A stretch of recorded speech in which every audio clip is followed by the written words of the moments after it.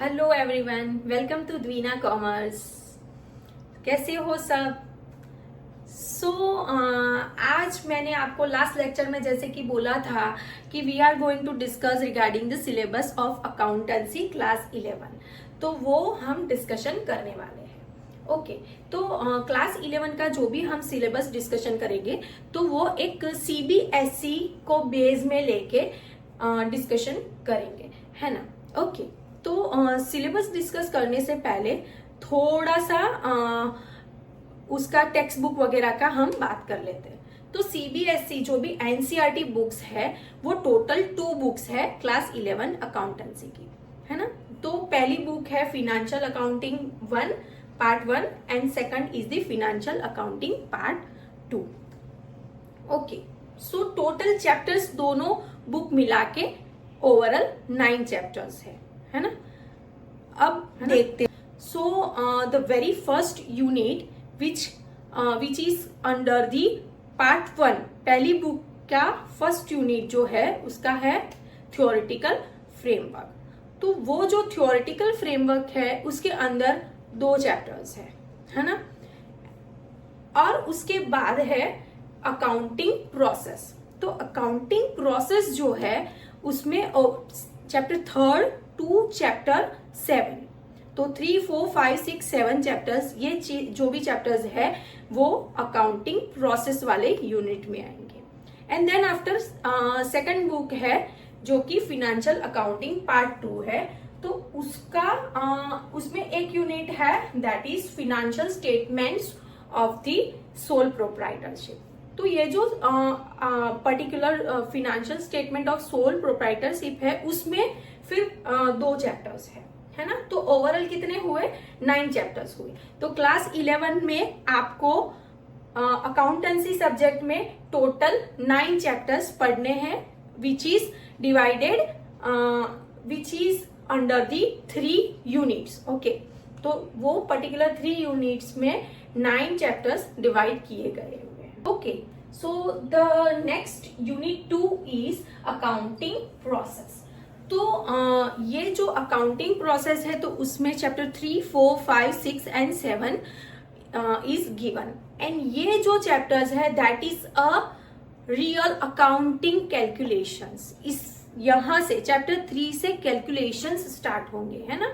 सो आप देख सकते हैं कि चैप्टर 3 है कि recordings of transaction 1, recordings of transaction 2, bank reconciliation system, trial balance and rectification of errors, depreciations, provisions and reserves। तो ये पर्टिकुलर चैप्टर्स में प्योरली कैलकुलेशन आएगा, है ना? पर ये जो कैलकुलेशन है वो आपको कब आएगा? जब आपको वो पहले वाले 2 चैप्टर्स जो है यूनिट 1 के वो परफेक्टली आपको आएंगे, तभी जाके आप ये दूसरे चैप्टर्स सॉल्व कर पाएंगे, है ना? And the last unit is unit 3 that is under the second book financial accounting part 2 book that is financial statements 1 and financial statements 2। तो this is overall syllabus of your class 11 accountancy subject. अब हम weightage की बात करें तो unit 1 जो है which is consisting of 2 chapters is having a 12 marks of weightage, है ना? तो कितनी बार कैसे होता है कि 12 मार्क्स का वेटेज है ना? तो क्या करेंगे बच्चे? They will not focus much on that chapters कि 12 मार्क्स का ही आने वाला है ना।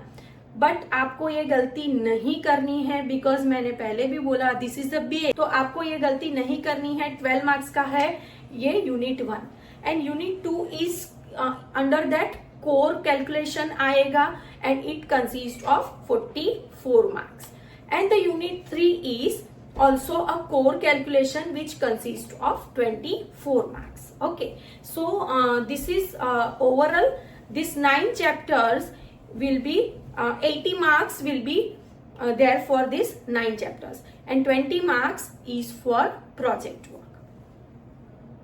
Okay, so you can see कि सभी चैप्टर्स यहाँ पे लिस्ट डाउन है, आप देख सकते हैं कि chapter 1 that is under unit 1, तो वो जो थ्योरेटिकल फ्रेमवर्क यूनिट है उसके अंदर 2 चैप्टर्स है, that is introduction to accounting and theory base of accounting. तो this 2 chapters of unit 1 is very important student, because कि यही एक फाउंडेशन है अकाउंटिंग का, है ना। एक एग्जांपल शॉर्ट में देती हूं तो आपको, ताकि पता चले इसका इंपॉर्टेंस।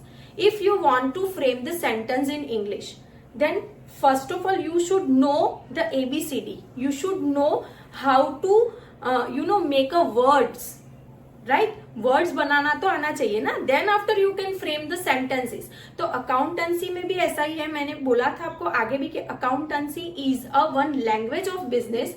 तो ये जो बिजनेस की लैंग्वेज है उसमें ये जो 2 चैप्टर है वो उसका फाउंडेशन है।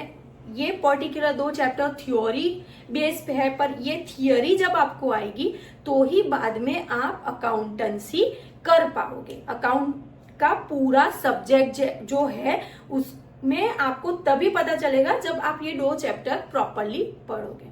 सो this 2 chapters are a base. Okay, so as I said कि मैं आपको सब पॉइंट्स भी सिलेबस के दिखाऊंगी ताकि आपको पता चले कि एग्जैक्टली आपको पढ़ना क्या है क्लास 11 में। ओके, सो या you can see here that chapter 1 and chapter 2 which is under the unit 1 that is a theoretical framework। तो आप चैप्टर 1 में देख सकते हैं there are 5 points: meaning of accounting, accounting as a source of information, objective of accounting, the roles of accounting and the basic terms in accounting, है ना। so this is very important because कि ये सब तो आपको पता होना ही चाहिए, है ना। आप कभी भी किसी चीज को भी पढ़ते हो तो उसका पर्टिकुलर मीनिंग, उसका रोल क्या है ना, उसका ऑब्जेक्टिव क्या है, उसका इम्पोर्टेंस क्या है ना। तो ये सब तो आपको पता ही होना चाहिए, राइट। तो चैप्टर 1 में ये पढ़ेंगे आप। आफ्टर दैट चैप्टर 2 में you will learn the theory base of accounting, where you will learn the generally accepted accounting principles, उसको हम शॉर्ट में गैप भी बोलते हैं। तो then after you will learn the basic accounting concepts, जितने भी बेसिक अकाउंटिंग कंसेप्ट्स है वो आप ये चैप्टर में पढ़ोगे। Then after you will learn the systems of accounting, है ना। अकाउंटिंग में क्या सिस्टम्स है, कैसे वर्क होता है वो आप पढ़ोगे। Then you will learn the all the basics of accounting, जितनी भी बेसिक्स है अकाउंटिंग की, कि जिसके बिना अकाउंटिंग पॉसिबल ही नहीं है, तो वो सब आप ये चैप्टर में पढ़ोगे।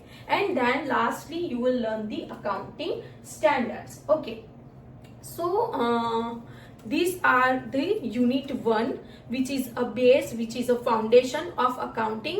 नींद में से भी उठाए ना कोई, तो ये आपको आना चाहिए, है ना। Okay, so next you can see the chapter 3, 4, 5 and 6 and also 7 on the another PPT, जो है accounting process and which consist of 44 marks, है ना। तो obviously you will be going to focus more and more on this 44 marks, but this 44 marks students I am telling you will get very easily if you understand that unit 1 chapter 1 and chapter 2। okay, so आप देख सकते हैं कि chapter 3 में recording of transaction 1 and chapter 4 is recording of transaction 2, chapter 5 is bank reconciliation statement and chapter 6 is trial balance and rectification of errors.